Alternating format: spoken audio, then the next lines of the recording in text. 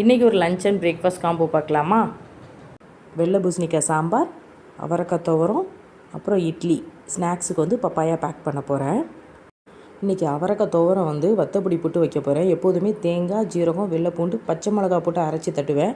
இன்றைக்கி கொஞ்சம் டிஃப்ரெண்ட்டாக வத்தப்பொடி போட்டு வைக்க போகிறேன். அதுக்கு தேங்காய் ஊற்றிட்டு குத்துப்பருப்பு கடுகு போட்டுட்டு வத்தப்பொடி போட்டுக்கிறேன் கூடயே. ஏன்னா அப்போ நல்லா மிக்ஸ் ஆகிரும் எண்ணெய் கூடங்கிறதுனால. அதுக்கப்புறம் திருப்பி பொரிசாக நறுக்கி வைக்கிறேன் அவரைக்காய், வெங்காயம் அதை தட்டிட்டு கருவேப்பிலையும் போட்டுட்டு உப்பு போட்டுட்டு ஹை ஃப்ளேமில் நல்லா துவக்கி விட்டாலே அந்த கலர் அவரைக்காய் கலர் மாறாது. அப்புறம் லைட்டாக தண்ணி தெளித்து மூடி வச்சிடலாம். அதுக்கப்புறம் தேங்காய், ஜீரகம், வெள்ளைப்பூண்டு பரபரன்னு அரைச்சி அதில் தட்டி ஒரு 2 ஹை ஃப்ளேமில் 2 வதக்குனாலே அந்த ஜீரகம் வாசம் போயிடும்.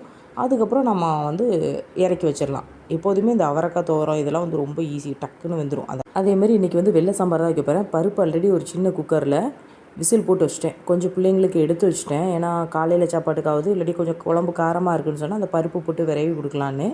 அப்புறம் வந்து பெரிய குக்கரில் வந்து வெள்ளை பூசணிக்காய், முருங்கைக்காய், பல்லாரி தக்காளி, பச்சை மிளகா, மல்லிக்கீரை, கருவேப்பிலை போட்டு புளி கரைச்சி ஊற்றி வத்தல் பொடி உப்பும் போட்டு விசில் போட்டு எடுத்தாச்சு.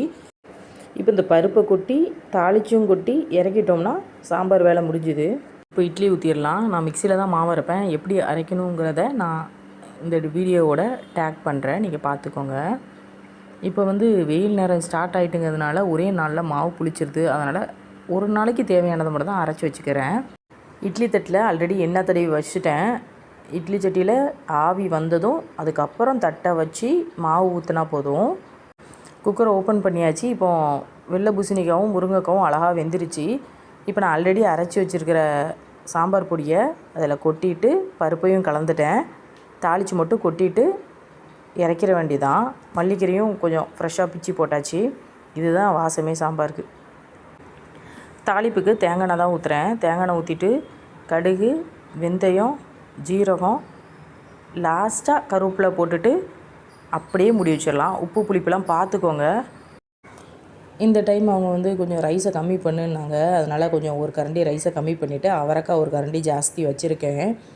சாம்பாரில் காய் போடாதம்பாங்க, அதை கேட்க மாட்டேன். காய் கண்டிப்பாக போடுவேன்.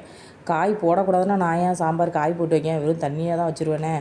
அதனால் வெள்ளை பூசணிக்காய் போட்டு முருங்கைக்காவும் போட்டு சாம்பாரும் ஊற்றியிருக்கேன். லஞ்சு பேக் பண்ணையில் தான் ஸ்நாக்ஸ் பேக் பண்ணலன்னு நினைவு வந்தது. ஸ்நாக்ஸுக்கு என்ன இருக்குதுன்னு பார்த்தா பப்பாயா இருந்தது. சரி நல்ல வேலை கட் பண்ணி வச்சிடலான்னு பிளான் பண்ணியாச்சு. இவங்க பப்பாயா எப்படி இருந்தாலும் சாப்பிட்டுப்பாங்க. பிள்ளைங்களுக்கு ஸ்வீட்டாக இருக்கணும். ஆனால் இப்போ வர பப்பாயா எல்லாமே மஞ்சளாக இருக்குது வெளியில். சரி நல்லா பழுத்துருக்குன்னு உள்ளே கட் பண்ணால் உள்ளே அப்படியே காயாக இருக்குது. அப்படி சரி இன்னும் கொஞ்சம் பழுக்கட்டும்னு வச்சுருந்தாலும் அது என்ன ஆயிடுதுனாக்கா அழுவிடுது வெளியில். ஆனால் உள்ளே காயாக தான் இருக்குது. இது என்ன வகை பப்பாயானே தெரில. ஆனால் இன்றைக்கி வாங்கின பப்பாயா கொஞ்சம் நல்லா இருந்தது. நாட்டுக்காய் தான், ஆனால் ஸ்வீட் கொஞ்சம் கம்மியாக தான் இருந்தது. ஆனால் பழுத்து இருந்தது. இவங்க எப்படி வச்சாலும் சாப்பிட்டுப்பாங்க, இவங்க கழிக்க மாட்டாங்க. அதனால் பப்பாயாவை நறுக்கி வச்சுட்டேன். நறுக்கும் போதே நான் இட்லியையும் ஆற வச்சுட்டேன். கரெக்டாக ஆறினா தான் இந்த எண்ணெய் தடவி ஊற்றுற இட்லி வந்து பூ போல் வரும். இட்லியும் அழகாக வந்துட்டு இப்போது சம்மர் வந்ததுனால இட்லிலாம் செம சூப்பராக வருது.